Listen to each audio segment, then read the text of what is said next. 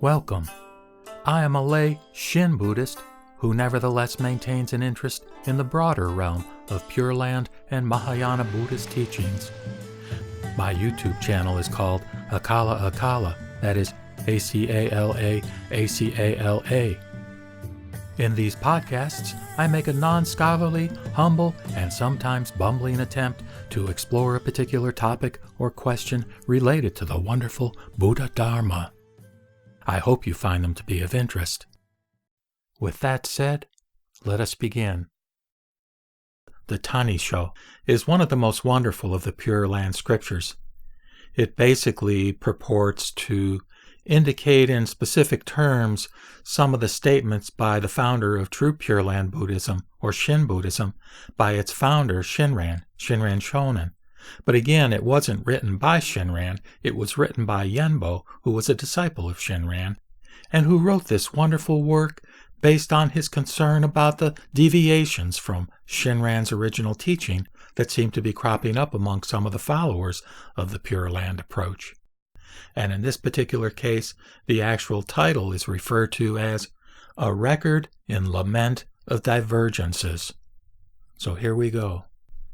Yenbo starts with a preface where he says, "When I humbly reflect on the past when the late master was alive," and let me mention there that supposedly Yenbo actually was alive when Shinran was alive, so he supposedly was a direct hearer of the things that Shinran preached and said.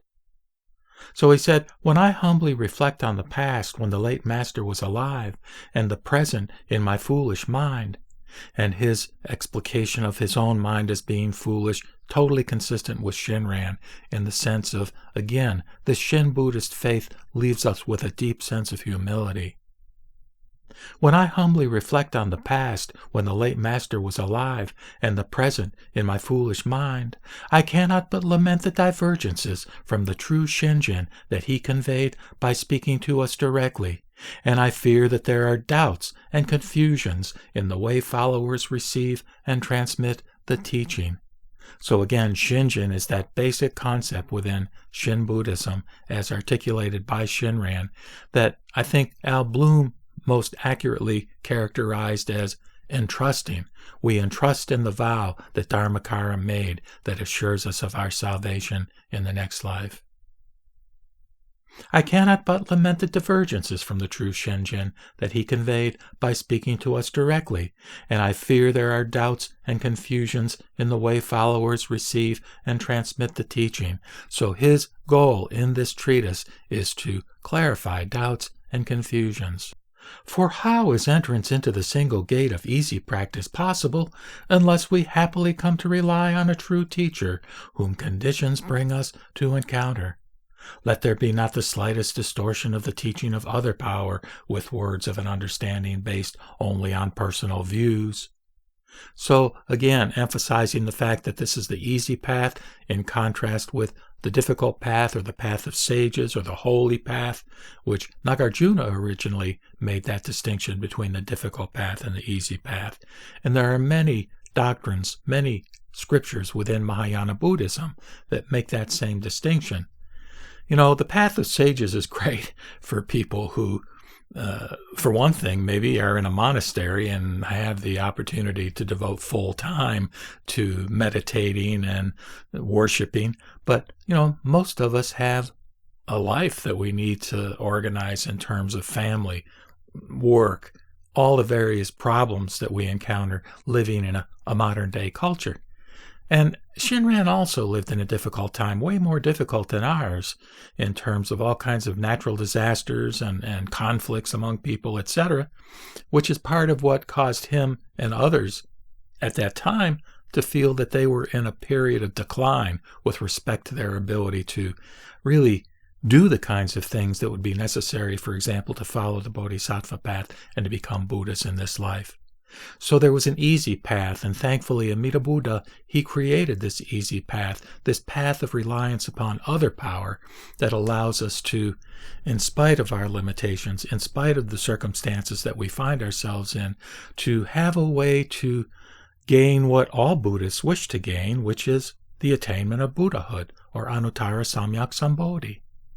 But here we do it not on the basis of our own effort, on the basis of our own merit, but on the basis of the merit that Dharmakara Bodhisattva accumulated over the eons of time, which he then can transfer to us in the form of giving us the opportunity to be reborn in his pure land of bliss. So he's saying, for how is entrance into the single gate of easy practice possible unless we happily come to rely on a true teacher whom conditions bring us to encounter? And of course, from Yenbo's perspective, Shinran is that true teacher. Let there be not the slightest distortion of the teaching of other power with words of an understanding based only on personal views.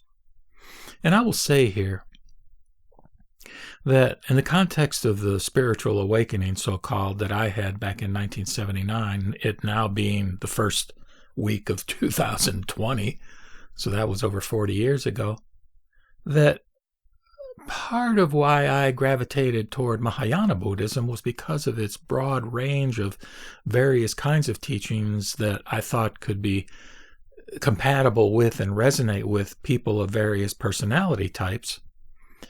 But then specifically to hone in on the Pure Land approach, I knew that that was the approach that more tens of millions of Buddhists in the world had found meaning in than any other of these forms that pertain to the path of sages.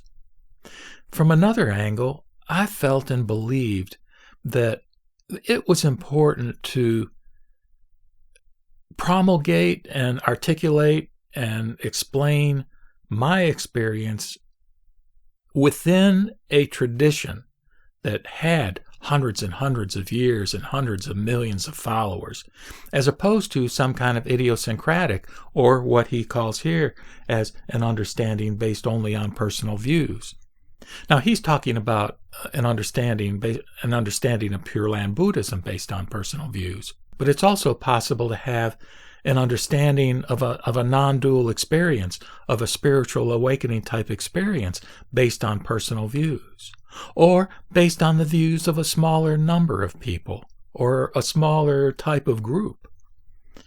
I'll just reference here, for example, and I have no quarrel with people, to be honest, that do this, but many people, if you watch different YouTube videos, they will talk about their experience of non-duality. And I think, for example, the whole series on science and non-duality is a great series. And again, there are many kinds of people who describe their experience. I think one of the other venues is Consciousness TV, something along that line, where they use their own language and their own way of communicating about this experience that, while it's sublime in its own way, it is not tied in with a broader tradition. And somehow or other, I felt that there was value. Or I'll say I felt it and I did it, but I didn't really do it. In that sense, again, that Amida finds us. Amida draws us to his particular belief system, his particular story, if you will, his expedient method for helping us to understand our experience. And that's how I see this as having happened with me. And it was through a gradual process. First of all, again, focusing on worshiping, focusing on repetition of the name, as in the more generic form of Pure Land Buddhism, and then ultimately relying totally on Amida with a recognition that he was the one that called me to him.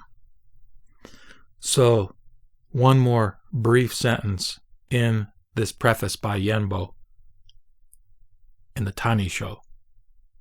Here, then, in this volume, I set down in small part the words spoken by the late Shinran Shonin that remain deep in my mind, solely to disperse the doubts of fellow practicers. Now, at this point, I want to give perhaps a little apology for the fact that I've gone on and on with various sidebars as I recited this preface. So what I'm going to do now is I'm going to recite it again nonstop and give you assurance that I'm not going to be doing this throughout the Tannisho. At least that's not my intent right at this moment in time. So again, Yenbo in the preface to the Tannisho.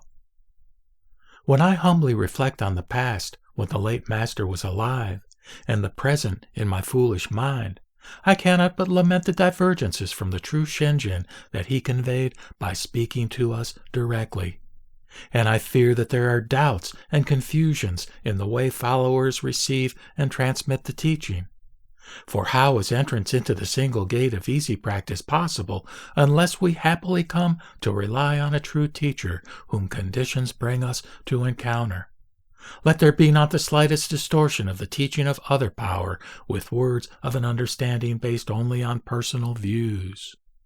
Here, then, I set down in small part the words spoken by the late Shinran Shonin that remain deep in my mind, solely to disperse the doubts of fellow practicers. Namo Amida Butsu, Namo Amida Butsu, Namo Amida Butsu.